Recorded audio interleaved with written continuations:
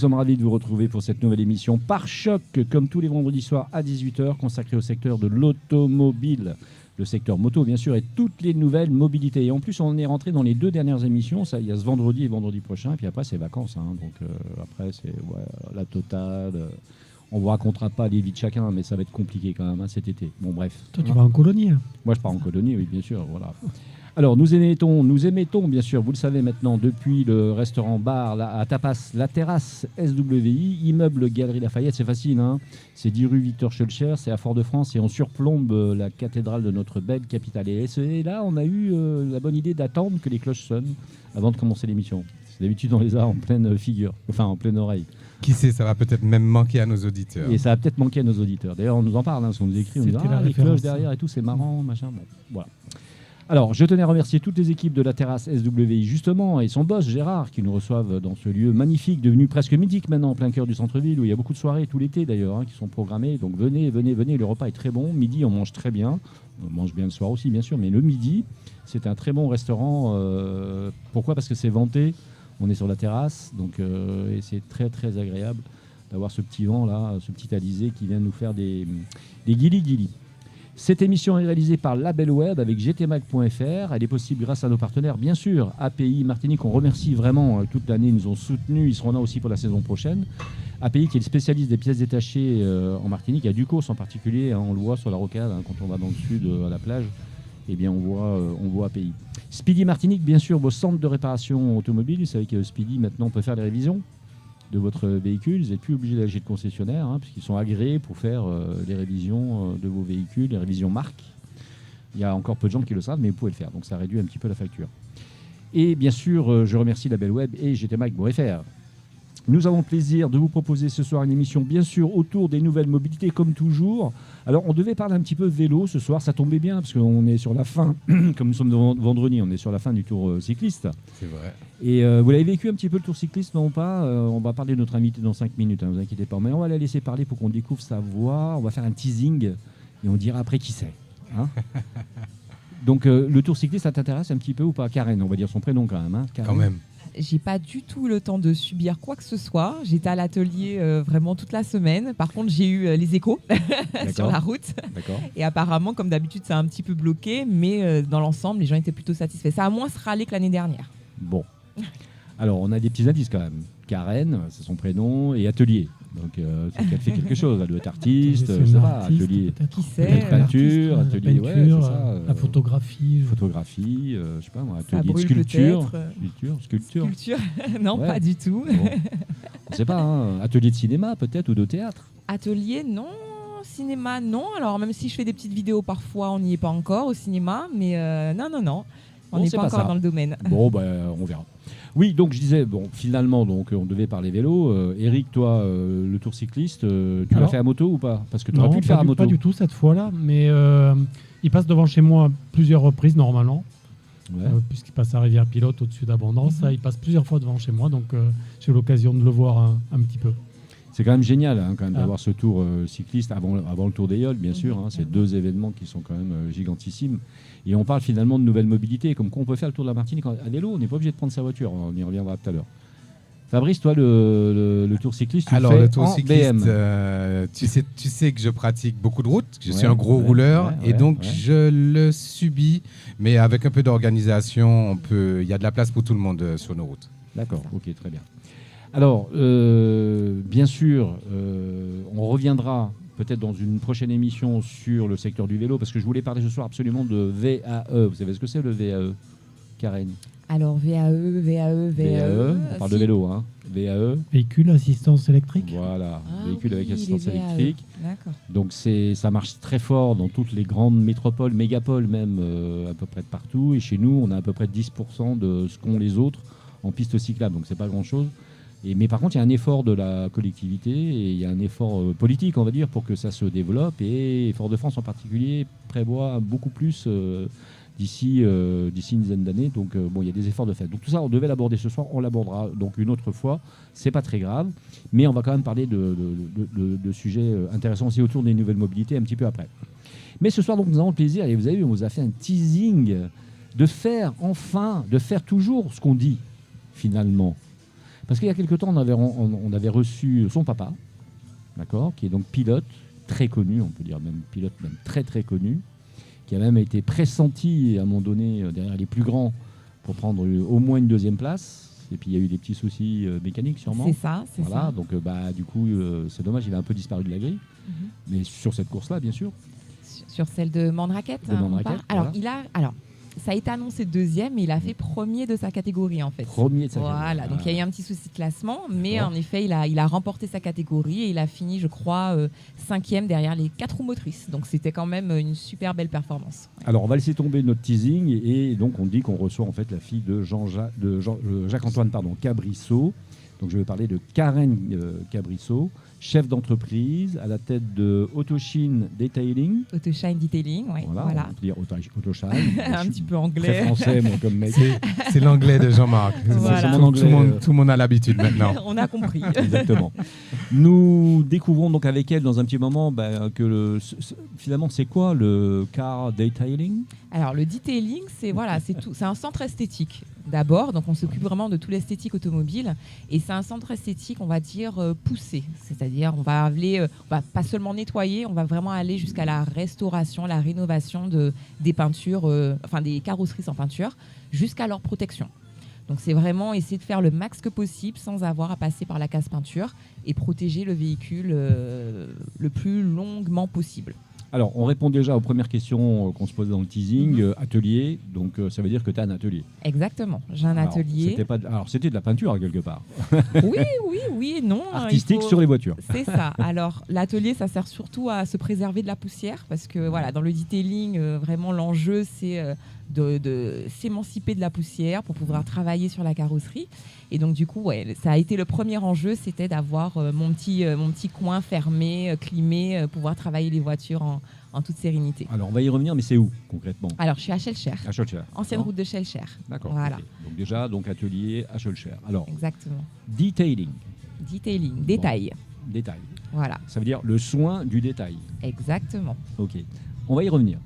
Mais moi, ce que je voulais comprendre, c'est comme qu'on fait quand on est une jeune femme pour arriver à ça en fait au départ. Quel est le déclencheur ? Qu'est-ce qui fait que... Alors déjà la passion auto depuis que je suis petite. Voilà, un papa dans le milieu de l'auto. En vrai, c'était un peu la suite logique. Sur le coup, ça n'avait pas été si logique que ça parce que de formation, j'étais pas du tout vouée à travailler dans l'auto. J'étais plutôt dans l'aéronautique. Et puis finalement, de chose à une autre, j'ai atterri dans le milieu. Et surtout, j'ai eu l'occasion de faire du detailing pour moi-même. Et de là, je me suis dit, mais pourquoi pas le faire pour les autres si les gens qui voient sont plutôt satisfaits, j'ai décidé de me lancer sur quelque chose que j'aimais vraiment, quoi. Donc c'est parti de là. C'est parti du Covid. C'est parti du Covid. C'est parti du Covid, voilà. J'ai un peu de temps. Et puis finalement, j'ai mis le temps, ce temps-là à bon escient, quoi. Alors, comme je fais de l'investigation à temps perdu, mais avant le Covid, c'est-à-dire avant. Alors avant, c'était pour moi. Oui. Voilà. Et à partir, c'est vraiment 2021. Où j'ai commencé à travailler sur le projet de l'atelier, faire mon petit atelier en Martinique, prospecter pour voir ce qui se faisait déjà, le type de professionnels qu'on pouvait trouver dans ce milieu. Et puis une fois que j'avais toutes les billes, je me suis dit, écoute Karen, il est temps de travailler pour toi-même, te faire plaisir pour toi. Voilà. Alors, c'est plus un plaisir finalement pour toi presque que moi, c'est une passion, exactement. Une vraie passion. Voilà, j'avais vraiment décidé de travailler la passion et puis sortir un petit peu du milieu, on va dire, hiérarchique pour m'émanciper et faire ce que je voulais vraiment. Alors, on va se mettre à la place des auditrices et des auditeurs qui nous écoutent et on se dit, j'ai une voiture, elle a 2 ans, 3 ans, j'ai eu des rayures au supermarché, j'ai eu des petits cabossages à droite à gauche, alors pas le gros accident, on est d'accord, mais au moins les petits cabossages et des choses comme ça. La voiture n'est pas nickel, ni à l'intérieur, ni à l'extérieur. Qu'est-ce que tu proposes finalement, concrètement, pour bien qu'on comprenne ce que c'est le detailing ? Alors, en ce qui concerne la carrosserie, ce sont en fait des traitements assez poussés. Donc, ça s'appelle plutôt du polissage. Donc, c'est de la correction de carrosserie qui va permettre en fait de refermer le vernis. Donc, travailler le vernis pour faire disparaître tout ce qui est rayures, micro-rayures, dès lors que c'est pas trop profond. En réalité, dès lors qu'il reste de la peinture et du vernis sur le véhicule, on peut venir chez moi. Donc, il y a une expertise en fait au départ. Voilà, il y a toujours, ça part d'une expertise, un contrôle du véhicule pour vérifier l'état et puis savoir sur quoi on peut travailler, comment on peut maximiser l'effet esthétique, réparer sans passer par la phase peinture. D'accord. Voilà. Donc ça, c'est la partie extérieure, on va dire. La partie extérieure, voilà. Exactement. Mais il y a un autre, un autre aspect. Oui, il y a d'autres aspects. C'est la protection par la cire, je crois. C'est ça. Donc ça, tu peux le faire. Tu peux faire du scellement ou du revêtement céramique. Exactement, la pose de revêtement céramique. Nettoyage et traitement des jantes et des plastiques extérieurs. Alors, voilà. Pour moi, le revêtement céramique, c'est quoi? Alors, ça c'est important de le savoir. Oui, alors le revêtement céramique, c'est un peu différent de ce qu'on appelle justement les poses de cire. C'est comme une couche chimique, presque comme du vernis transparent que l'on va venir poser sur le véhicule. Donc c'est des traitements qui sont assez profonds et longs, puisque quand je fais un traitement céramique minimum, le véhicule est immobilisé 4 jours, et voir la taille, ça peut aller parfois jusqu'aux 7 jours ouvrés. Il y a un problème de séchage. Alors voilà, il y a un temps de séchage de 24 heures, mais c'est surtout qu'il y a vraiment une préparation du véhicule pour éviter d'encapsuler des défauts. Le but, c'est vraiment de récupérer un véhicule presque comme sorti de concession, et donc de venir travailler la carrosserie pour retirer toutes les imperfections, les défauts, avant de lui mettre une couche qui va finalement la sceller. Alors, ce qui est bien, tu vois, dans ce qu'on est en train de se dire, c'est que là, on comprend bien que notre voiture, elle a 1 an, 2 ans, 3 ans, elle a des petits soucis, et donc Karine va se mettre à votre service pour essayer de ramener votre voiture quasiment à l'état neuf, on va dire. C'est l'objectif, finalement. Alors, si je peux me permettre, oui, bien sûr. C'est même mieux que sortie de concession, parce que quand on les récupère à la concession, parfois la voiture est restée sur le parking, elle a déjà subi de la contamination, les intempéries, voilà, exactement. Et très sincèrement, vous récupérez un véhicule selon le choix du traitement que vous allez décider, vous récupérez un véhicule qui est mieux que lorsque vous l'avez acheté neuf. Alors justement, ça induit ma question, une future question qui était prévue. C'est-à-dire qu'en fait, on peut effectivement faire ces traitements-là quand la voiture a un souci au bout de 2 ans, 3 ans, mais on pourrait se dire, au moment où je récupère ma voiture, je vais la protéger avec un film particulier, par exemple. Voilà, ça permet de maximiser l'état esthétique du véhicule. Donc on a des films et des revêtements céramiques qui sont donnés de 1 an, qui peuvent aller jusqu'à 5, 7 ans, voire plus. Ouais. Donc tout dépend finalement du besoin du client, parce qu'il y a des propriétaires, finalement, ils s'engagent souvent sur des véhicules pendant 4, 5 ans et puis après les revendent. Donc tout dépend vraiment de l'utilisation de la clientèle. Mais ce sont des revêtements qui sont souvent préconisés pour, en effet, des véhicules neufs. Parce que ça permet de passer outre ce qu'on appelait avant tropicaliser un véhicule, c'est-à-dire mettre des vernis plus résistants. Là, on a des traitements qui vont permettre de protéger ce vernis-là face aux intempéries, les pluies acides, les embruns, etc. Les UV, les protections sur les micro-agressions du quotidien, finalement, c'est un peu ça. Surtout en Martinique, avec les brumes de sable, les pluies. Et puis, connaissant un petit peu la clientèle antillaise, elle fait quand même très attention à sa voiture. Donc, normalement, tu devrais te déborder après l'émission. Je suis débordée. Ah oui, elle était déjà débordée sûrement. Je suis débordée. C'est vrai que la niche antillaise, c'est assez particulier parce qu'on est quand même très attaché, mais même sur le plan esthétique, au véhicule. En Martinique, on ne circule pas aussi facilement quand on n'a pas de véhicule. Donc c'est vrai que dans chaque foyer, il y a souvent 1 à 2 voitures. Et puis, l'Antillais aime sa voiture, quoi. Bah oui, donc le customiser, entre les vitres teintées, etc. Justement, je vais revenir sur l'Antillais. Alors, est-ce que tu n'as pas eu des problèmes lors de ton installation parce que tu es une femme sur t'occuper des voitures? Au contraire, la femme a cette image du détail et de la minutie. Donc, du coup, c'est vrai que... c'est vrai. Ce que voilà, en tant que chef d'entreprise dans l'auto et femme, c'est très très bien accueilli et c'est plutôt vendeur. Donc voilà, donc sur ce plan-là... La bonne nouvelle, c'est que les esprits changent, la mentalité change et en plus, c'est toujours tu vois la qualité en fait. Voilà, et puis il y a de plus en plus de femmes qui se lancent, alors quels que soient les secteurs de ce milieu de l'automobile. Et moi, j'estime que c'est super bien accueilli parce que justement, déjà, ça ne se faisait pas énormément avant. Et donc, la jante masculine est souvent surprise, attend de voir comment ça se passe, les résultats, etc. Et je pense que niveau qualité, homme ou femme, si le travail est bien fait, ça revient, quoi. Oui, c'est ça, c'est le travail qui permet de mettre les choses au clair. En fait, à un moment, quand il y a derrière une prestation et une tarification, finalement, la personne ne va pas forcément se dire est-ce que c'est une femme, un homme. Non. Est-ce que c'est bien fait? Est-ce que j'ai payé? Est-ce que je suis satisfait? Point. Voilà. Oui, puis on a passé cette période-là un peu machiste. Ça y est, c'est fini. Maintenant, les hommes, ils font confiance. Mais si. Plus ou moins. Mais si. On avance. Mais il faut être optimiste. On avance. C'est bien. Oui, il faut être optimiste. Alors, la question que je te pose, c'était une question piège. D'accord. Parce que toi, il y avait un piège, en fait. J'avais dit qu'il n'y en aurait pas. Ah, t'avais dit qu'il n'y en avait pas. Il m'a menti. Vois, mais nous, on est des menteurs. Hein, voilà, c'est pas compliqué. On est journalistes, on ment forcément. Non, simplement, on a fait un article récemment sur l'importance que pouvaient avoir les dégradations sur un véhicule à cause des sargasses. Ouais. Est-ce que là, toi, tu as quelque chose à proposer, ou est-ce que le fait que tu proposes ces vernis un petit peu extérieurs, là, justement, est-ce que ça ne permet pas justement de protéger les véhicules des sargasses? Si j'habite au Robert, l'agression un petit peu sur la route qui va au plein soleil, là. Voilà, dans tous les cas, en fait, la dégradation des sargasses, c'est dans l'air ambiant. Hein. C'est vraiment au niveau, je pense. Alors, je ne sais pas exactement comment ça fonctionne, mais pour moi, c'est du gaz. Et donc, du coup, typiquement, je ne sais pas si on a déjà des exemples vraiment purs et durs de dégradation qu'on a répertoriés comme étant dus aux sargasses. Si, il y en a. Il y en a vraiment. Il y en a, c'est de l'oxydation. Il faut aller sur gtmac.fr, il faut lire l'article. Tu en as parlé sur un article. Oui. Mais je pense que dans tous les cas, c'est des dégradations amenées par l'air salin. Donc la problématique, quand on est sur une île, sargasse, pas sargasse, je pense reste la même, puisque c'est l'attaque du vernis par rapport à la salinité finalement qu'on peut retrouver dans l'air. Donc les protections plus les gaz. Plus les gaz. Hein, donc oui, la protection chimique est faite pour pouvoir protéger de ce type d'intempéries, etc. Alors, quelles sont les prestations phares, admirez le jeu de mots, que vous proposez? Polissage, traitement céramique, protection PPF, nettoyage intérieur complet, parce qu'il y a aussi ça, il y a nettoyage intérieur complet. Alors ça, c'est le truc, c'est terrible hein, quand on a une voiture pendant 5 ans, et pendant 5 ans, on se dit, il faut que je fasse le truc, il faut que je le fasse un dimanche matin, je vais le faire. Je vais passer l'aspirateur, et puis 5 ans passent. Je crois que c'est vrai que nombreux sont les automobilistes qui, même s'ils nettoient l'extérieur de leur véhicule, souvent délaissent l'intérieur.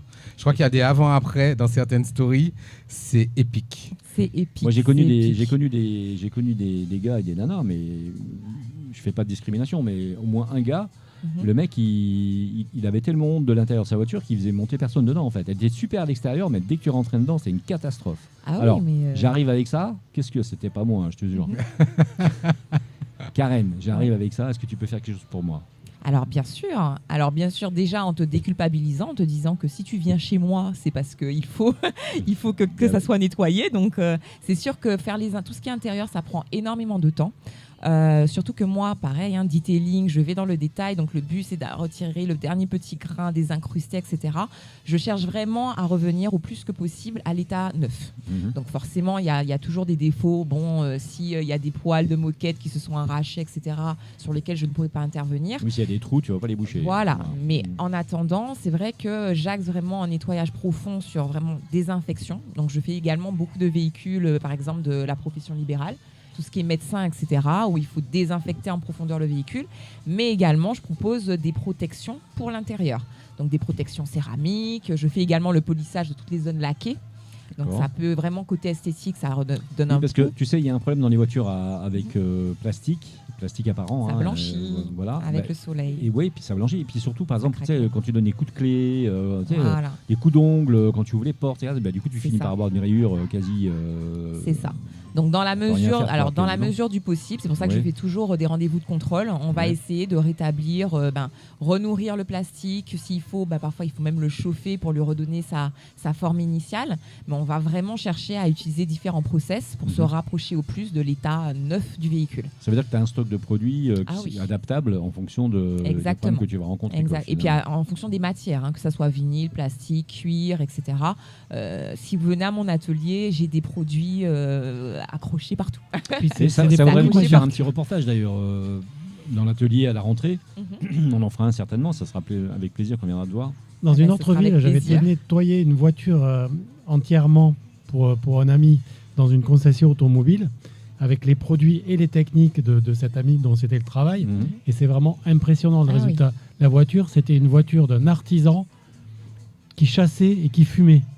Donc il y avait tous les défauts possibles dans la voiture. Elle partait de très très loin. Et quand elle est ressortie, c'était vraiment impressionnant. Alors justement, finalement aujourd'hui, tu m'as dit que tu t'es créé en 2021, c'est ça, C'est ça. Donc tu as un petit peu de recul, 5 ans de recul en moyenne. Alors, quelles sont les typologies de clients qui viennent te voir finalement ? Alors, typologie. D'abord, homme-femme, parce qu'on peut calculer un peu beaucoup de femmes pour les intérieurs. D'accord. Voilà. Beaucoup de femmes pour les intérieurs, beaucoup d'hommes pour les extérieurs. Voilà. J'ai une très grosse clientèle de voitures allemandes. Voilà, donc beaucoup d'allemandes. Et puis surtout, vraiment la volonté de protéger son investissement. Voilà. Oui. Aujourd'hui, les voitures, elles ont un coût. Faut le dire, plus ça va, plus ça augmente. En plus, on subit parfois l'importation, etc. Donc c'est vrai que quand le propriétaire reçoit son véhicule, il a envie de le garder tel quel. Oui. Donc je m'adresse principalement à ces clients qui veulent finalement sauvegarder leur investissement. Alors c'est vrai que les voitures coûtent de plus en plus cher, mais je vous engage à aller voir l'article sur gt20.fr sur le leasing social, puisqu'il faut penser aussi aux gens qui ont une bourse un peu plus légère, on va dire. Et le leasing social se met en route le 16 juillet. On était passé à Trave du dernier leasing social. Il y a 80 000 voitures qui ont été vendues en métropole. C'était une grande injustice on était passé vraiment que tu avais souligné. Une vraie injustice. Voilà. Donc là, on y a droit. Donc à partir du 16 juillet, donc allez voir l'article. Parce que donc ça donne les étapes pour pouvoir y arriver. On se donne les moyens de la transition. Enfin, exactement. D'accord. Le loyer est de 200 € maximum. Donc et il y a pas mal de marques qui sont concernées. Et ces marques-là généralement qui ont joué le jeu, mais et puis c'est des marques qu'on a essayées. Donc en plus, donc vous avez les essais sur gtmag.fr. Donc allez voir, ça peut être intéressant. Donc tu nous dis les femmes pour l'intérieur. Oui. Alors pourquoi l'intérieur alors? Je pense souvent les femmes, les enfants. Ça veut dire qu'elles salissent plus? Alors peut-être pas elles, comme j'ai précisé tout de suite, les enfants. Souvent, voilà, les véhicules que je reçois. Alors comme je disais, ce sont des personnes qui travaillent avec leur véhicule. Donc comme je disais, beaucoup de fonctions libérales, médecins, etc., infirmières. Donc c'est des personnes qui sont très souvent dans leur véhicule et qui n'ont pas le temps de se poser. C'est ça. Pour nettoyer, parce qu'il faut le dire, faut se dire, si en tout cas pour le résultat que moi je garantis, un intérieur, ça va de 2 à parfois 8 heures de travail, sans compter les temps de sèche. Donc pour avoir ce type de résultat, il faut vraiment se dire, bon, aujourd'hui je sacrifie mon dimanche. Et bon, forcément, les femmes, alors je dis les femmes, les hommes je constate qu'ils ont plus le temps quand même de passer, même si c'est rapidement, un petit coup d'aspirateur que les femmes. Alors je ne veux pas faire une moyenne, mais c'est vrai que j'ai plus de femmes pour les forfaits intérieurs que ces messieurs. Ça, ils sont peut-être encore occupés dans le foyer, en fait, aussi. Il y a ça. Donc, elles s'occupent peut-être un peu moins de leur voiture. Donc, c'est une question d'équilibre, en fait. Peut-être aussi. Où ils ont été voir la course cycliste et ils n'ont pas le temps de... Et puis, les femmes sont plus rarement seules dans leur véhicule, il faut le dire. Tu peux nous ressortir le coup de ta... Ressors-moi ton argument pour voir. Juste, je ne l'ai pas entendu. Mon argument, ils ont été voir la course cycliste. Je crois que ça mérite un jingle. Franchement. D'accord. Jingle. C'était la blague du vendredi soir. Donc, oui, on a perdu 50% de notre auditoire. On est désolé. Désolé, les gars. Il ne viendra plus la saison prochaine, c'est promis, Eric. J'ai été la voir aussi, la course cycliste. Quels sont les travaux les plus demandés, finalement, quelque part? Alors, ceux qui se... On rappelle l'atelier quand même. L'atelier est à Schœlcher. Alors, il est à quel endroit à Schœlcher pour essayer de le situer? C'est ancienne route de Schœlcher. Alors, c'est le 27 ancienne route de Schœlcher. Donc, c'est pas loin de la Sommarec. Quand on arrive du côté du rond-point de Calista, on remonte l'ancienne route de Schœlcher. Et puis, l'atelier s'écrit Net Performance. Je ne l'ai pas changé volontairement parce qu'il est bien ciblé sur Google. Voilà. Très bien. Et donc, c'est un petit atelier tout cosy, tout petit, tout mignon qui est sur l'ancienne route de Schœlcher. Bon, de toute façon, ne vous inquiétez pas, parce que vous savez que quand on fait cette émission-là, les invités ont droit à un article sur l'article de l'émission, et vous aurez donc toutes les informations, bien sûr. Alors, on revient donc à ces principales demandes. Est-ce qu'on peut donc c'est paritaire aussi entre hommes-femmes, mais l'homme, il a plus tendance à s'occuper de l'extérieur, tu vas dire. C'est ça. Donc, qu'est-ce qui gêne un homme concrètement dans sa voiture quand elle a légèrement vieilli? Alors, souvent, c'est vraiment sublimer. Voilà. Alors, j'ai beaucoup de clients hommes, c'est pour sublimer leur véhicule. Donc, on va souvent aller sur des postes de cire, postes de revêtement et des corrections légères. Donc, c'est vraiment raviver le lustre du véhicule et puis avoir quelque chose d'étincelant quand ça sort. Et surtout, hydrophobe. Alors, dans les cires que je propose, donc les traitements hydrophobes, ça permet vraiment de limiter le film routier et puis d'avoir le côté archi déperlant sur la carrosserie. Donc, esthétiquement, même pour entretenir sa voiture, c'est mieux. C'est le top, finalement. Voilà, c'est le top pour le top. Et donc, sur les entretiens sur le long terme, on garde un véhicule très beau, très brillant, bien plus longtemps. Donc ça, c'est vrai que les hommes vont plutôt partir sur des prestations de correction et de protection. Et les femmes, on sera plutôt sur l'extérieur léger, c'est-à-dire repartir avec un véhicule propre, mais intérieur assaini. Voilà. D'accord, assaini. Exactement. Donc, comme je disais, souvent il y a les enfants, elles-mêmes, elles sont souvent dans leur véhicule, donc elles veulent quelque chose de nickel chrome. Et puis bon, les femmes, je les vois souvent, parfois 3-4 fois par an, voilà, pour des choses assez profondes, voilà, mais plutôt ciblées intérieures. Ce qui veut dire que tu as fidélisé ta clientèle, donc c'est qu'ils sont contents de ton travail. J'espère bien, ils reviennent, donc c'est bon signe. Et bon, si jamais je suis auditrice ou auditeur et que j'ai pas tous ces problèmes-là, mais que je veux juste que ma voiture soit nickel à l'intérieur et nickel à l'extérieur, c'est-à-dire pas de travaux particuliers, mais juste un lavage ou un brossage plus pertinent que ce que j'aurais dans une station, par exemple. C'est ça. Donc de toute façon, les formules, j'ai différentes formules, que ce soit à l'intérieur, à l'extérieur. Donc tout dépend du besoin. C'est pour ça que je préconise toujours aux clients de passer à l'atelier s'il peut, pour qu'on puisse voir ensemble et que je puisse au mieux les conseiller sur ce qu'il y a à faire. Mais on peut partir de quelque chose de très basique, comme le complexifier par la suite avec des poses, comme je disais, de revêtement. Mais c'est juste génial. Non, c'est pas génial. C'est à la carte un peu, et puis c'est suivant les besoins, vraiment. Dynamique, avec un atelier à Schœlcher, c'est pas loin, même si vous êtes à Sainte-Anne, c'est pas loin, il suffit d'aller à Schœlcher. Et je peux me déplacer. Et elle se déplace. Alors ça c'est très intéressant.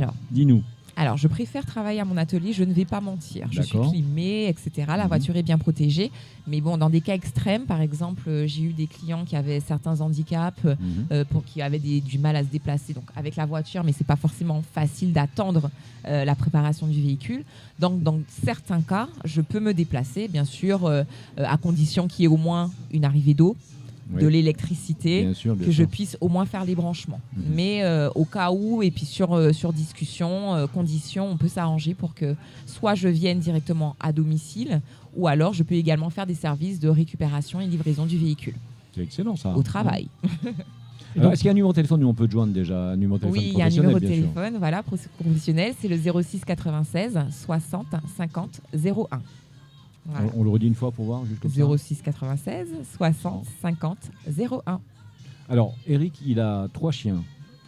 Sa voiture est blindée de poils dans tous les sens. Là, tu peux rien faire. Bien sûr, et c'est ce que je fais d'ailleurs, parce que c'est le plus chiant. Ils sont gentils en plus. Oui, ils mordent pas, c'est vrai, ils mordent pas. Non, mais au final, les chiens me donnent du travail, donc moi, ça me va très bien. Ah oui, du coup. Voilà, oui, dans toutes nos formules d'intérieur, ce sont des formules désincrustantes, donc c'est vrai qu'à minima, poil de chien, pas poil de chien, sable, pas sable, l'ensemble des formules intérieures permettent de s'en débarrasser. Donc, il n'y a pas un minimum. C'est vrai que dès lors que je parle d'aspiration et des incrustages intérieurs, tout est ciblé. Comme je disais, que ça soit du sable, que ça soit des poils. Donc, tout va y passer, tout va sortir. Et ça, j'y mets un point d'honneur. Ça, le sable, c'est catastrophique pour celui qui a déjà nettoyé sa voiture et tout le monde l'a fait. Enlever le sable des salines ou de peu importe, de l'ancéron. Il faut l'enlever parce que ça amène la corrosion après. Exactement. C'est une bourré de sel. T'as beau taper sur le truc, tu dis mais comment Parce qu'il y a le problème aussi des gens qui font du lavage de voiture, mais en fait ils te rendent la voiture dans le même état que si c'est toi qui l'avais lavé. Donc tu te dis bon. Ça c'est du lavage. Le lavage. Tu payes 70 balles et tu te dis mais j'ai perdu 70 euros. Il y a une différence. Mais d'ailleurs, c'est ce qui a fait que j'ai monté mon entreprise. C'est-à-dire, quand je suis revenue en Martinique, on m'avait parlé d'un laveur. Donc, j'ai amené la voiture au lavage. Et puis, je lavais déjà ma voiture, mais je n'avais pas le temps. Et quand je me suis rendu compte que finalement, faire moi-même, ça sacrifiait du temps, mais j'étais plus satisfaite, je me suis dit, bon, vas-y Karen, pourquoi ne lancerais-tu pas ton propre centre de lavage? Comme ça, tu gères ta qualité. Et puis, on y est, quoi. Et donc pour l'instant, tu travailles toute seule pour l'instant, c'est ça? Alors je travaille la majorité du temps seule, mais je prends également pas mal de prestataires pour déjà un petit peu dégorger le travail parce qu'il y a de plus en plus de demandes et puis aussi surtout pour pouvoir cibler tous les secteurs. Toutes les technicités. Toutes les technicités, voilà. Par exemple, moi, en plus, je propose tout ce qui est capitonnage. Donc capitonnage pour refaire réfection des ciels de toit, des panneaux de portière. Mais pour la sellerie même, je vais passer par un prestataire qui pourra proposer des offres, en tout cas des rénovations directement à mon atelier. En fait, ton offre, elle est assez vaste grâce à ça. Ça touche tout l'esthétique au final. Voilà. On fait une petite pause, on revient dans 3 secondes et demie.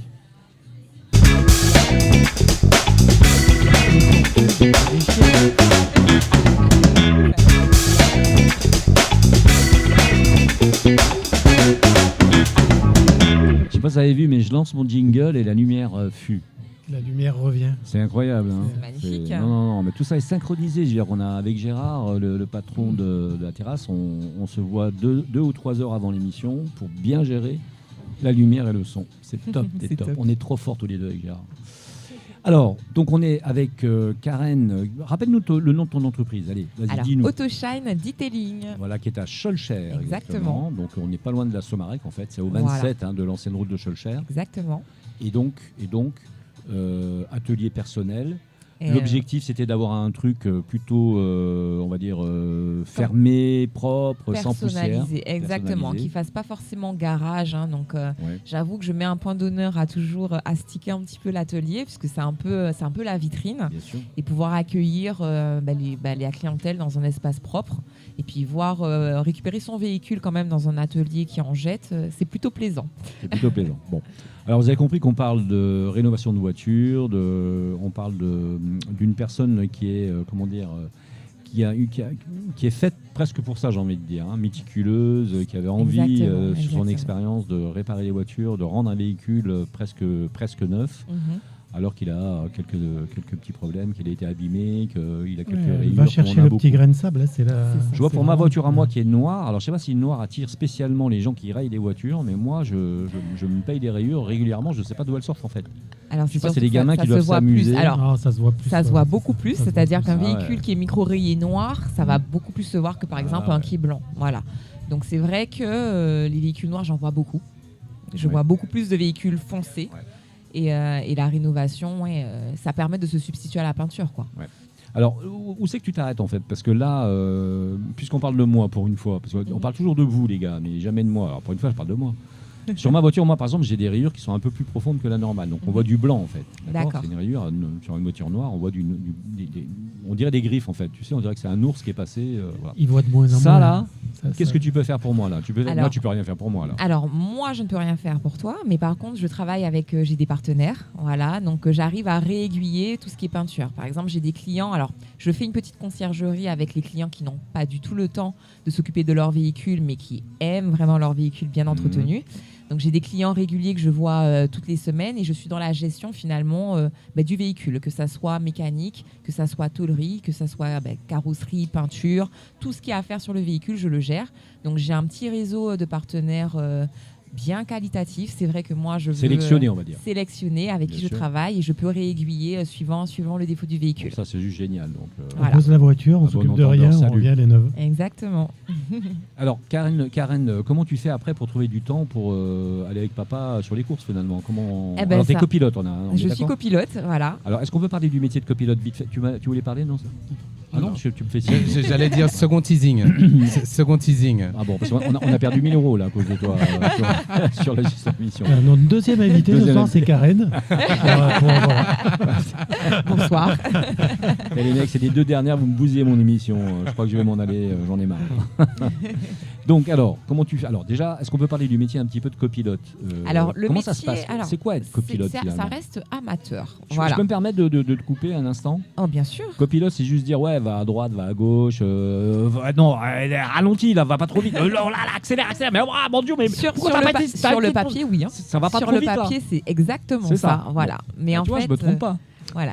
L'idée du copilote, c'est surtout donc en rallye, sur des épreuves longues qui peuvent aller de 6 à parfois. Alors j'avais fait en Guadeloupe, on avait fait 21 km. Ouais, voilà. Où le pilote a besoin vraiment d'être assuré de ce qu'il va faire. Voilà. Il ne peut pas se souvenir de tous les virages. Il ne peut pas se souvenir de tous les virages. Il faut qu'il soit sûr. Alors bon, quand on fait des reconnaissances, souvent, on se souvient à peu près des trajectoires, mais il ne faut pas flancher. Voilà. Et le copilote, est là pour vraiment t'assurer, pour te confirmer les angles, savoir quel type de virage, ce qui attend derrière le virage, pour pouvoir maximiser le passage et être efficient niveau temps. Parce que en fait, c'est 4 yeux au lieu de 2, sûrement en reconnaissance. Exactement. Et puis, on a vu une vidéo récemment. Tu nous caches ton passé de pilote de rallye là. Oui, mais c'est pas grave. L'innocent. Je me disais bien. On sait que tu étais pilote de rallye avant. Alors, on a vu des vidéos. Je te le rappelle, dans cette émission, c'est pas moi qui est important, c'est vous, ce sont les invités. Alors, on a vu passer il n'y a pas longtemps des vidéos de Simon Joseph, notre Simon Joseph national, on va dire. on va dire local, mais c'est même faux, c'est international. Voilà, exactement. Et donc, on voit bien que au moment où, dans les reconnaissances en particulier, au moment où la copilote lui dit, bah voilà, fond de 80, etc., il fait des rectifications, dit attention, piège à droite. Piège, enfin je sais pas, tu vois, genre. Oui, si, parce quelque chose. Muret, pas corde. Ouais, voilà. Pas corde. Voilà, exactement. Oui, parce que certainement, là, si tu prends la corde et qu'il y a un muret dedans, là, tu ne finis pas la course. Voilà. Ou alors tu dois finir avec le muret. Voilà. Et puis c'est surtout, le monde de l'automobile, c'est un monde quand même assez coûteux, parce que ce sont des véhicules qui sont chers. À chaque sortie du véhicule, finalement, ça engendre pas mal de dépenses, rien que essence, les pneus, les réglages, etc. Et chaque fois, il faut le refaire. Donc c'est sûr que quand on fait une course, on veut aller vite, mais c'est tout aussi bien quand on ne casse pas. Oui, voilà. Par définition. Donc, voilà. Alors, qu'est-ce qui t'a poussé donc dans la voiture de papa finalement? Alors, papa sûrement un petit peu, mais papa. C'est par définition. Depuis petite, j'ai eu l'habitude d'être dans ces voitures de course. Donc, t'allais au bord des courses? T'allais au bord des courses alors, déjà? J'allais au bord des courses. Il m'amenait à l'école en voiture de course. Le siège auto, c'était déjà un siège baquet, le siège. Ça change tout. Donc, oui, depuis très petite. En fait, elle avait un levier de vitesse sur le siège bébé.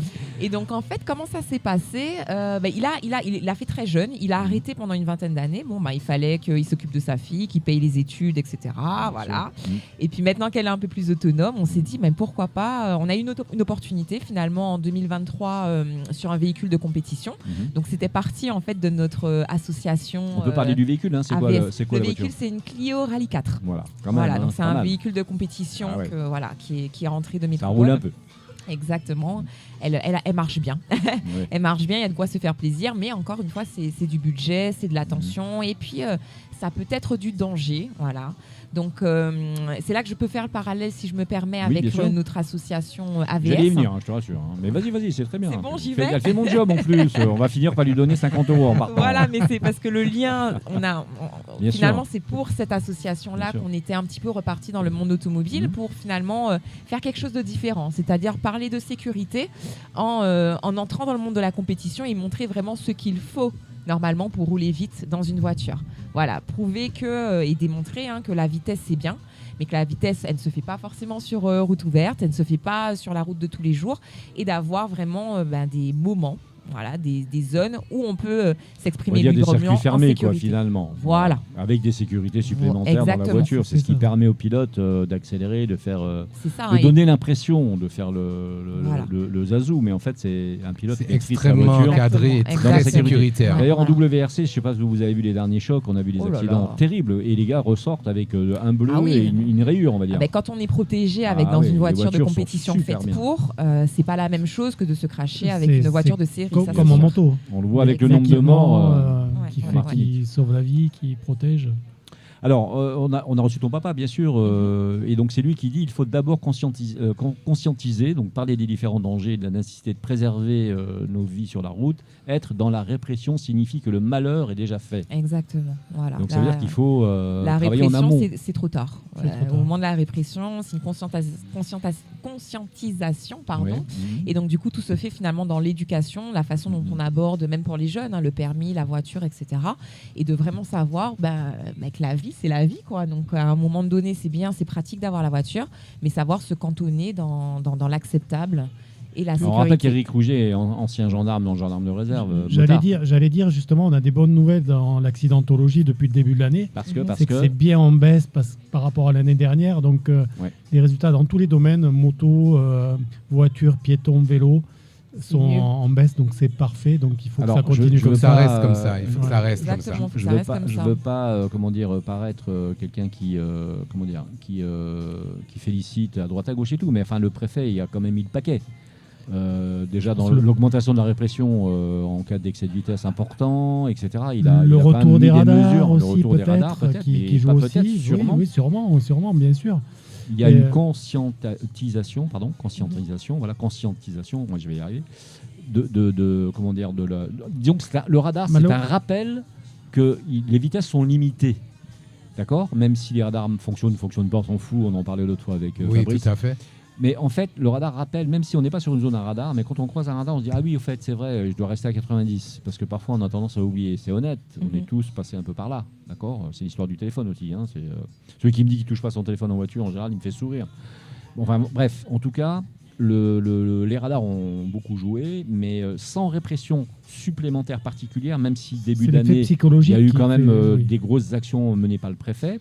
Mais le fait d'avoir dit les choses et d'avoir dit attention, maintenant la répression va être et puis ces résultats, ça a marché. Finalement, même n'importe qui, on a des enfants, on a des familles, on n'a pas envie qu'il y ait quelqu'un qui disparaisse, donc peut-être que ça joue aussi.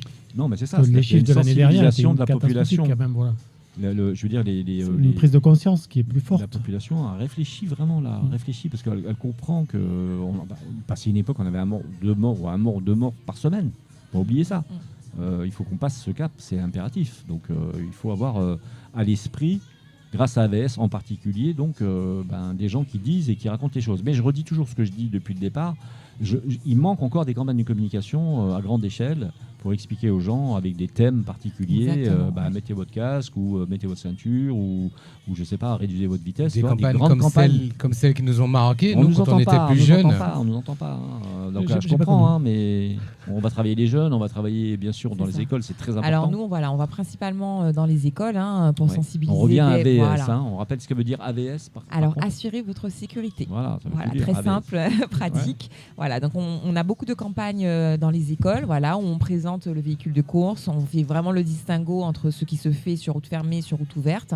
On essaye de les impacter et surtout de les intéresser avec le petit côté rallye et compétition, ce qui fonctionne pour le moment. Et puis après, c'est vrai que nos campagnes s'axent plutôt sur, comme on disait, des podcasts, des interviews, etc., des interventions, même dans certaines entreprises, pour pouvoir tout simplement parler, évoquer le sujet et sensibiliser au mieux. Alors, quel est ton rôle finalement dans la sauce ? Il y a ton père, bien sûr. Vous êtes deux en fait. Voilà, alors. Comment vous répartissez le petit travail là ? Finalement, je suis trésorière. Ah, une femme d'argent. Voilà, une femme d'argent, trésorière. On gère un petit peu tous les deux. C'est vrai que c'est une petite association qui a été surtout montée pour pouvoir s'adresser aux entreprises, aux écoles et puis avoir un minimum de poids. Après, on travaille énormément avec des partenaires de l'auto.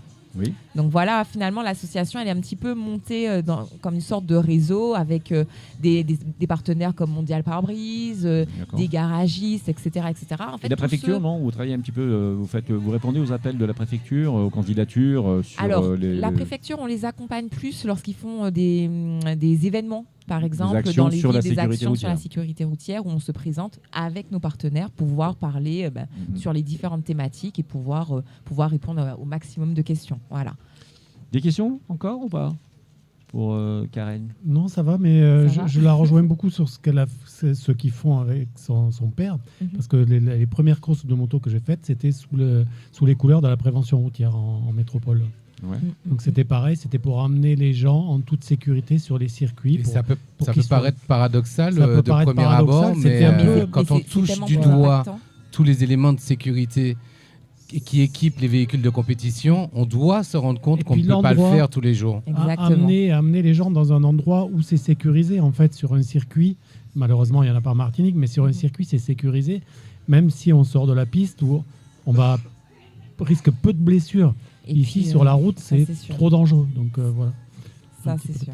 Alors, je ne sais pas si on nous voit. Si, on nous voit parce qu'on nous filme. Mais là, je suis en train de tendre les bras, tu sais, genre très famille, très machin. Et je pose la question ultime à Karen. Et oui, la question piège. La question piège. Jusqu'à présent, elle a répondu la fameuse. Une autre alors. Ah oui, non, mais jusqu'à présent, elle a eu juste. Je veux dire, on l'a pas mis en défaut. Voilà, elle s'en est sortie. Vous êtes gentil, mais c'est gentil d'être gentil. Quand même, hein. Non, on n'est pas des. On est bien quand même. On est bien.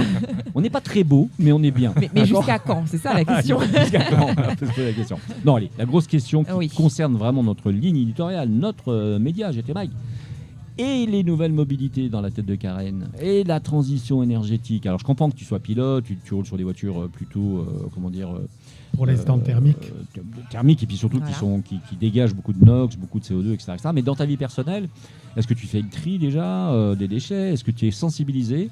Alors, je pense que par rouler avec un véhicule plus électrique, plus vert. Plus vert, donc électrique. Alors, hybride, électrique. Alors, faut-il être honnête ou pas ? Oui, non, mais c'est ça qui est bien. Alors, j'adore. Alors moi, honnêtement, j'ai du mal avec l'électrique. Ouais. Honnêtement, pour Déjà en Martinique, alors je ne dis pas en France, etc., mais en Martinique, j'estime qu'on n'est pas encore assez équipé pour pouvoir maintenir correctement les véhicules électriques. Tu parles en quoi? En borne ou en... Alors, en borne, oui et non, mais surtout en maintenance, c'est-à-dire tout ce qui est garage, etc. SAV. SAV. Voilà. Après, moi, je le vois un petit peu au niveau de l'atelier. Et moi, j'ai un petit problème avec l'électrique, c'est que, de toute façon, j'ai un petit problème avec tout ce qui est batterie. C'est-à-dire que moi, on me parle d'électricité et moi, je vois que n'importe quel objet qui réside, qui fonctionne avec une batterie, ça finit par un petit peu se casser la gueule. Tu as une passion de la mécanique. Voilà, et puis j'aime le bruit en plus. Donc, tu aimes la mécanique. J'aime la mécanique, j'aime le bruit. Donc, c'est vrai que l'électrique t'enlève si on parle que des voitures, moi, j'ai du mal. Alors, Karen, je te regarde dans les yeux, là. Oui. Regarde-moi bien dans les yeux. Je te fixe. Est-ce que tu as déjà essayé un véhicule électrique? Oui. Bon, plein. On peut savoir plein. On peut savoir lesquels, par exemple. Alors Tesla, j'en ai une. J'ai le modèle Y de 2026 actuellement à l'atelier, donc que j'ai tenté. Pareil, je suis pas fan. C'est-à-dire que le mode de réponse de la voiture, c'est des voitures qui sont très impulsives. Hein, forcément, elles ont énormément de couple. Elles sont magiques sur les démarrages. Ça donne un petit peu tout. Ça donne un petit peu de peps, mais je trouve que le fait qu'il n'y ait pas de bruit, on s'en lasse assez vite. Et puis c'est une conduite qui est plus particulière. C'est-à-dire si tu n'accélères pas, si tu lâches l'accélérateur, elle s'auto-freine, elle fait des choses. Bon, c'est un comportement. Fait de la récupération d'énergie normalement. Exactement. C'est un comportement qui est un petit peu différent, mais quand on est une puriste comme moi, ça peut être très confortable. Ça, sur niveau confort, etc., je n'ai rien à dire. Mais je crois que j'aime bien sentir ce que j'ai sous les fesses. Voilà, tout simplement. Alors, je vais te poser la question. Vas-y, tu voulais dire Non, ça vient juste de sa passion et de son éducation et de ce qu'elle a vécu. Oui. Bon, alors, je vais te poser la question d'une autre manière. Qu'est-ce qui pourrait te faire aller sur un véhicule électrique? Toujours dans l'honnêteté. Ah oui, dans l'honnêteté parfaite. Rien. Franchement, aujourd'hui, rien. Voilà, aujourd'hui, c'est rare, rien. Hein, on a peu de gens qui disent rien. Après, je pense que ça dépend de ce que recherche quelqu'un. Non, mais Fabrice, tu me fais signe, mais toi, t'es perdu. On te rattrapera jamais. Ça, c'est voilà, mais tu le sais bien. On rappelle que Fabrice roule en BMW des années 30. C'est ça, c'est ça. Mais surtout que... Qui fume, qui craque et qui avec grince. Un moteur V40 qui n'existe plus depuis longtemps. Surtout que je connais le véhicule de Fabrice. C'est le genre de véhicule. véhicule. Il est beau, on peut pas dire le contraire. Il est beau. Le seul truc, c'est qu'il a un moteur qu'il faudrait enlever. Il faudrait mettre un moteur électrique à la place. Mais son moteur est incroyable. Son moteur est incroyable. Non.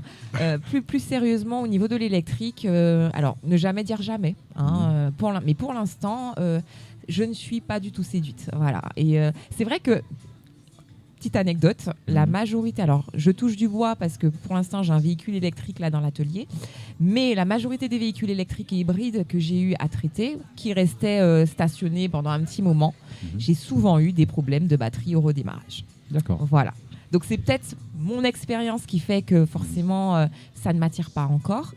À voir, hein, ça va peut-être se développer, etc., même en Martinique. Mais pour le moment, il y a trop de petits paramètres qui jouent en la défaveur de l'électrique, à mon sens. Alors si je te propose par exemple un essai avec nous d'une MG, donc 100% électrique, évidemment, cabriolet, qui ressemble fortement à ce qu'on a connu chez BMW, je vois plus gros, plus très large. bien laquelle, je l'ai vu en concession. Là, voilà. je pense que Karen peut craquer. Tu crois qu'elle pourrait Je ne craquer? vais jamais refuser, mais sachez que je serai très critique. Voilà. Est-ce qu'on lui lancerait pas le défi pour voir? C'est ce qui est bien justement. Mettre dans une voiture électrique qui la surprenne. C'est encore mieux. Comment? Si elle a l'esprit critique, c'est encore mieux. Ah non, mais justement, tu vois, c'est l'objectif. Justement. C'est ça l'idée, c'est d'avoir un esprit critique. De toute façon, globalement, encore une fois, si vous allez sur GT Mag, on a sorti un article cette semaine ou la semaine dernière, je ne sais plus. 96% des gens qui ont basculé dans l'électrique ne reviendront plus jamais dans le thermique.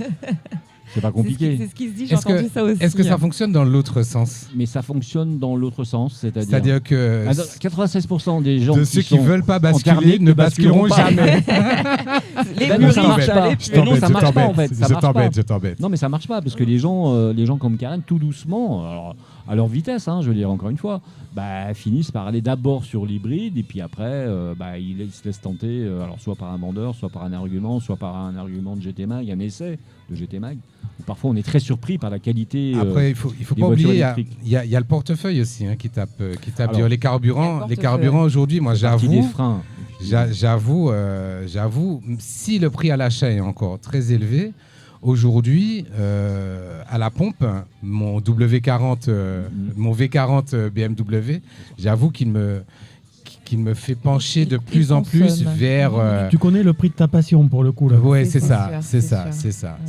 Par contre, là où on risque de surprendre Karen, un de ces quatre, c'est que si on avait eu la chance d'avoir un circuit, par exemple, parce qu'on n'en a pas malheureusement, donc on ne pourrait pas se permettre de le faire ailleurs, mais si elle mettait sa Clio à côté de certaines voitures que moi j'ai essayé en électrique, je suis certain qu'on lui met la pâtée au moins sur les 300 démarrage, mètres. Je pense. Et après, ce sont bien des sûr, voitures, ça se les discute. électriques, c'est très très coupleux. Voilà. Après, l'électrique, c'est lourd. Oui. Voilà, donc le gros défaut un petit peu des véhicules électriques, c'est le poids en compétition. Alors, pas dit parce qu'il commence à faire d'ailleurs Simon Jean-Joseph, il me semble. C'est vrai. Non, mais la Porsche qu'il avait, c'était une hybride, celle qu'il avait. Oui, c'est vrai qu'il est passé sur hybride. Voilà, donc vrai, il avait un véhicule hybride donc, qui était extrêmement performant. Mais on a également vu qu'il y a eu des problèmes de démarrage. Alors je dis pas. Je dis ça, je dis rien. Je dis rien, mais je constate. Personnellement, je ne suis pas sûr qu'il faille emmener l'électrique sur le terrain de la performance. Voilà. Parce que sur le papier, l'électrique aujourd'hui est plus coupleux, plus rapide, plus fort au démarrage. Non mais les gars, vous oubliez juste, enfin les gars et les filles, vous oubliez juste un petit truc, c'est que il y a des échéances. C'est-à-dire qu'avec rien, on fait rien. C'est-à-dire que si jamais il n'y a plus de thermique, vous serez bien obligé de rouler en électrique, les gars, quoi qu'il arrive. Ça m'étonnerait qu'il n'y ait plus de thermique. Autre chose. Ils vont pas nous interdire nos vieux thermiques. Ils vont plus en faire des neufs. Tout ça va évoluer. On est bien d'accord. Plus de pièces et donc au bout d'un moment. Mais je vais au bout de ce que je voulais dire. Et la planète.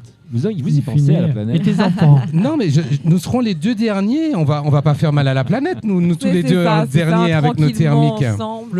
Oui, mais il y a beaucoup de gens qui pensent comme ça. Et donc, du coup, ça fait encore beaucoup de monde qui ne veut pas passer. Et moi, ce que je voulais dire, c'est que l'électrique, il ira plus vite que moi. Il ira plus fort, il démarrera plus fort. Mais je préférerais quand même continuer à manger ma côte de bœuf cuite au barbecue, pas au micro-ondes. Voilà, c'est comme ça.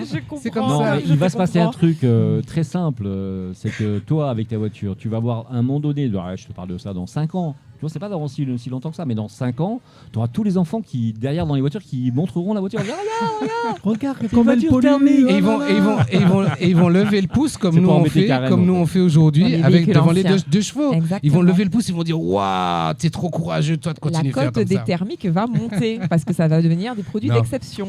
Bon, mesdames et messieurs, on a trouvé la seule femme qui est contre l'électrique. C'est quand même incroyable. Désolé. Je peux vous en ramener d'autres. J'en connais d'autres, moi. De toute façon, il y a des palliatifs, parce que le tout électrique n'est pas nécessaire aujourd'hui concrètement. Donc, c'est vrai qu'il y a des voitures. Je crois toujours en l'hydrogène, mais bon.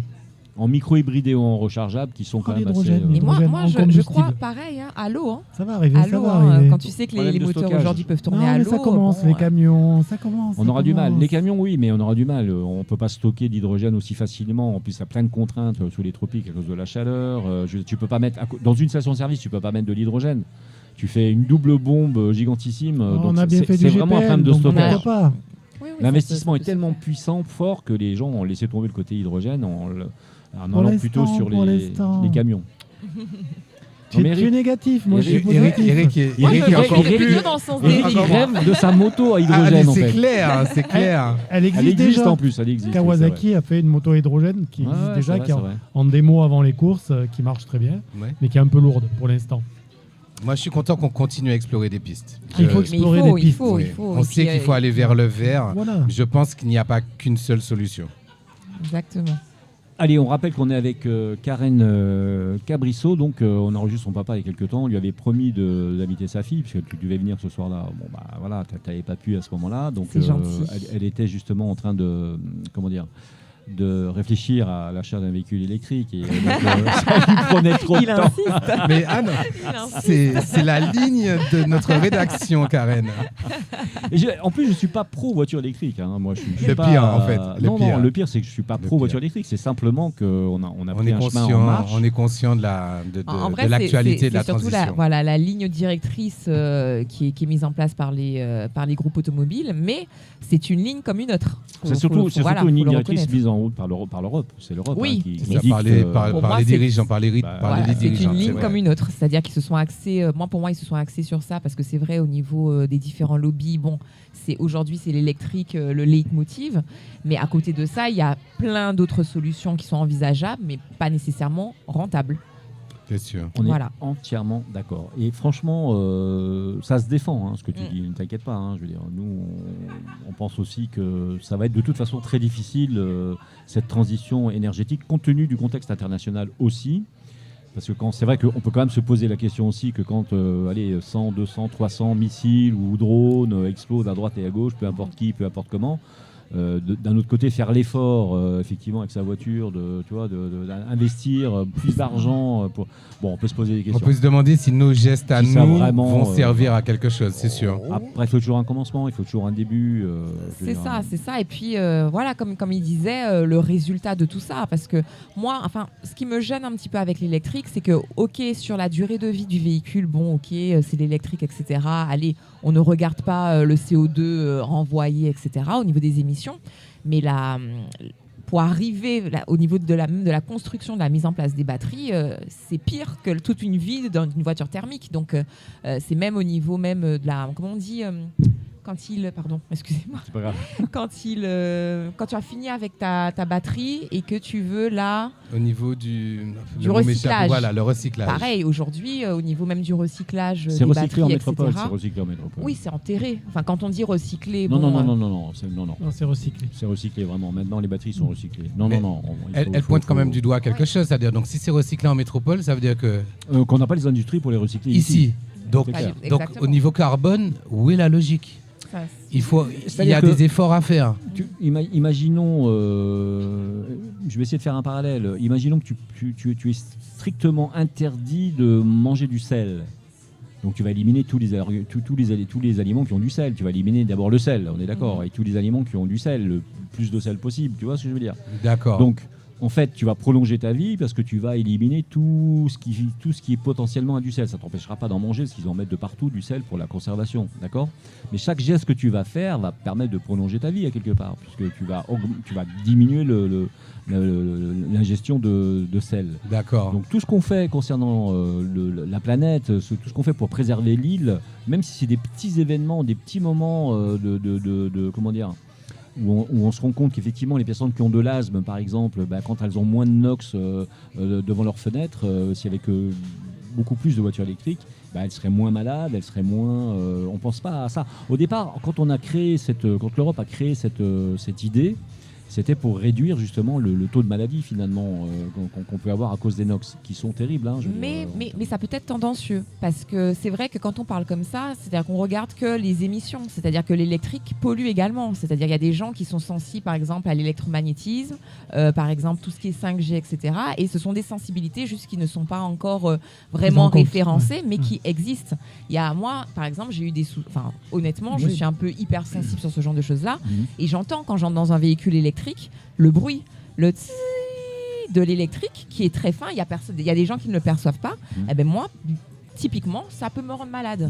Et donc, on regarde un petit peu ce qui se passe au niveau émission à proprement dit et ressenti, odeur, machin. Mais quand on est sur de l'électrique, on est également sensible à des ondes qui peuvent être toxiques et néfastes. C'est juste que c'est pas encore on n'a pas fait d'article encore là-dessus, mais on va essayer d'y travailler. D'accord ? Super. Mais voilà. Après, très honnêtement, toutes les études internationales françaises ou étrangères qui ont été faites donne toujours gagnante la voiture électrique en terme de pollution. Toujours. Il y a du lobbying. Du début de vie jusqu'à la fin de vie. C'est-à-dire on parle du cobalt au départ jusqu'au de l'extraction au recyclage en fait. Au recyclage, voilà, jusqu'au recyclage. Donc juste pour le savoir quoi, il faut savoir ça aussi. Bon, on arrive au terme de cette émission, mais c'est bien, on a une contradictrice là, vraiment sympa, donc c'est cool. Heureusement qu'elle était toute seule. Heureusement qu'elle était toute seule, c'est clair. Tu l'as un peu aidé quand même, il me semble. Un petit peu. Alors, on recevait donc Karine Cabrisso, Autoshine. Non, mais tu peux dire Autoshine, ça passe aussi, t'inquiète pas. Pourquoi je dis Autoshine ? Je sais pas. Du moment que tu vas à Shellshare, du moment que tu vas sur l'ancienne route de Shellshare, tu peux dire Autoshine. Je me sens en train de me réveiller la nuit, de me mettre assis dans le lit, on dit Autoshine. Tu vas mal dormir. Je te vois bien. Je te vois bien. Ça mérite un jingle. Demain matin, tu vas me dire Autoshine. Autoshine Detailing. C'est ça, c'est de l'anglais par contre. C'est mignon. Et donc cette société, elle est spécialisée dans les prestations de remise en état esthétique, on va dire poussées. Voilà. Centre esthétique, on peut dire. Centre esthétique pour voiture, ça résume véritablement. un peu tout. Et tu fais pour les mecs un peu gros et vieillissants, non ou pas? Non, tu fais pas ça. Je fais pour tout le monde. T'inquiète pas. Vous pouvez même lui amener votre 208 blanche de base. Ça peut marcher elle aussi. Bien ça sûr. Aussi, ouais. C'est pas que les véhicules de luxe, comme souvent on croit pour le detailing. Bon, en tout cas, on a compris avec Karen qu'on allait au-delà du simple lavage finalement, hein, même si elle en fait sûrement aussi, et on a vu que c'était plutôt bien fait. Donc on rappelle qu'elle vise donc à restaurer l'aspect d'origine de la carrosserie, de l'habitacle, des éléments extérieurs avec un haut niveau de finition. Hein. Exactement. Est-ce que c'est un bon résumé? C'est ça. C'est parfait. C'est Eric qui l'a écrit. Tu as tout dit. Tu travailles avec moi ou quoi? High level. Hein? En anglais, high level. High level? High level. Le tien, il est pas, ton accent, il est pas mal aussi, Eric. Ouais, franchement, il est super son accent. En tout cas, donc on a été très très heureux de te recevoir. Donne le bonjour de notre part à ton papa. Ah ben merci à vous, hein. Très contente d'être là ce soir et je vais transmettre. Et c'est quoi donc l'actualité pour l'atelier? Est-ce que tu as l'idée d'aller ouvrir au fin fond du Grand Nord par exemple? Alors bizarrement non. Non. Je vais garder un petit atelier un petit peu privatif, voilà, pour rester en fait sur la thématique de la passion. Voilà, donc c'est quelque chose, c'est du bouche à oreille jusqu'à aujourd'hui. Je travaille quand vraiment. Déjà, il y a de la demande. J'essaie d'avoir un emploi du temps. Tu fais autre chose ou pas? Tu fais autre chose ou pas? Oui, je vis. Tu vis, voilà. Ah, mais elle vit, bien sûr. Je pêche, je fais plein de choses. Ouais. Voilà. J'aime bien avoir aussi du temps pour moi. Et l'atelier, c'est une chose, mais il y a de l'à côté. Donc, j'essaie de me prendre le temps pour tout faire. Alors, je vous avais dit avant qu'elle arrive que c'était une femme exceptionnelle. Hein. Vous disiez non. Mais moi, j'avais dit que c'était une femme exceptionnelle. C'est mignon. Qu'est-ce que c'est mignon. Et donc, elle vient de nous donner un élément quand même important, c'est qu'elle pêche en plus. Je pêche. Donc, elle part à 4h30 du matin. Elle va pêcher le thon, je suis sûr. Le thon ou le... On prend le thon quand il y en a, thon, marlin, bonite. Alors tu parles avec rouge. papa aussi ou avec. Alors j'ai déjà amené papa. Oui. J'ai déjà amené papa. Il a pris des poissons sympas, mais là il faut qu'il y retourne. Faut qu'il y retourne. Ouais, ça fait un petit moment là, que je l'ai pas amené et il faut qu'il vienne avec nous prendre du poisson. Ouais. Donc une femme qui pêche quand même, pas mal ça aussi, c'est rare quand même concrètement. Ah ben et pourtant, hein, moi. En y allant, j'en vois des femmes. Alors, c'est sûr qu'il y a beaucoup plus d'hommes, mais il y a de plus en plus parce qu'on aime manger, nous, les femmes aussi. Donc, oui, c'est vrai, c'est clair. Alors, on rappelle le nom de ton entreprise, si tu es d'accord, son numéro de téléphone, tant qu'on y est, hein, professionnel. Alors, voilà, c'est Autoshine Detailing et joignable au 06 96 60 50 01. Donc, est-ce que Eric, tu as quelque chose à rajouter? Tout va bien? Non, tout va bien. Tu es content de l'émission ou pas? Oui, c'était une très bonne émission. Ouais, c'est vrai. Donc, il nous a manqué un invité, hein, c'est vrai. Ce soir, il nous a manqué un invité, mais c'est vrai, mais Karen a tellement de choses à dire. A très très bien tenu la durée. Donc, vous étiez avec l'émission Pare-Choc comme tous les vendredis soirs à 18h. Merci donc à Karen Cabrissot, donc chef d'entreprise à la tête d'Autoshine. Bien, bravo. Detailing. Excellent. Qui est donc 60 rue Vincent Placoli à Schœlcher. Alors, on redonne le numéro de téléphone carrément, vas-y, pour être sûr que j'ai le bon. Le 06 96 60 50 01. Voilà. Donc, merci à la terrasse SWI, merci à Happy Martinique, merci à Speedy. À vendredi prochain, 18h sur gtmike.fr, sur Pare-Choc l'émission, donc sur Facebook, sur les réseaux sociaux, sur YouTube. En rappelant quand même, Fabrice, quelque chose d'important, c'est que enfin, non, je plaisante, enfin, sur YouTube, nous sommes arrivés aux 5 millions. On les dépasse. De vues, on les dépasse. On les dépasse. Incroyable. Merci à nos auditeurs, merci à tous ceux qui nous écoutent. Franchement, ça fait vraiment plaisir. On est très bon sur Instagram aussi. Donc cette émission sera diffusée donc sur gtmag.fr et partout ailleurs. Ça sent que c'est l'avant-dernière. Après, on part en vacances. Alors Eric, toi, tu pars. Moi, je veux pas y aller. Au Japon, je crois, c'est ça? Tu vas je vais faire des essais à Suzuka. Tu vas où, toi? Je pars dans le camp scout avec toi. Le camp scout.